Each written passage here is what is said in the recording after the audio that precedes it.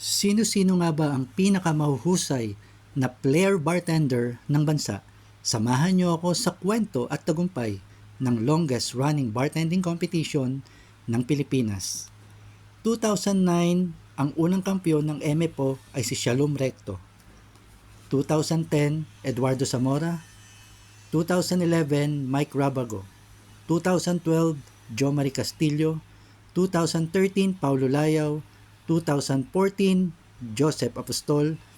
2015, Marlon Asioche. 2016, Jonas Papa. 2017, Angelo Castillo. 2018, Arvin Ralios. 2019, Nerly Guadja. 2021, Aden Manalo. 2022, Jerwin Kalayag. 2023, Jose Villegas. 2024, Reynald Suleben. Sila po ang best of the best ng Philippine player scene. Makakaasa po kayo na ang pamunuan at ang buong team ng Manila Player Open ay patuloy na maghahanap ng mga susunod na kampiyon.